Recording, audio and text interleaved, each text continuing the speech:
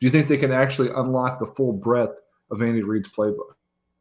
Yeah, no, I think there is the possibility to do it. It's up to the coaching staff to do it at this point, right? Because I do think when you put all the pieces together, when you look at the certain packages they can go for, and I'll list them off, right? We talk about the 13 personnel packages with the 3 tight ends, the different things they can do with that. Obviously there's the different ways they utilize 11 personnel where Kelsey's that tight end, but he don't treat him like a tight end, so it's basically 10 personnel. The ways they're that kind of uniqueness they can do there.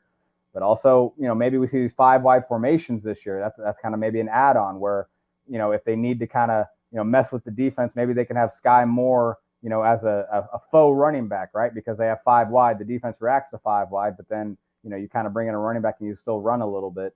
But that even goes to 21 personnel packages with 2 backs on the field, right? But if Clyde can maybe play more of a slot receiver role, and maybe you can have where the defense sees 2 backs, they react to 2 backs, and then Clyde split out in the slot.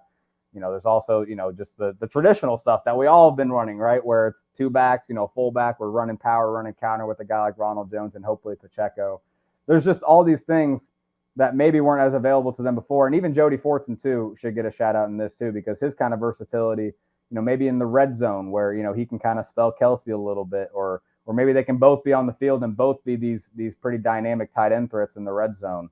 I think there is. I think Jake Wilson's right. I think this is opening up a lot more, like all those things I said. Not of all those were available before with the offense as it existed before. So it is. Yeah, future coach of the year Andy Reid is going to have the opportunity to use back shoulder throws, play action passes.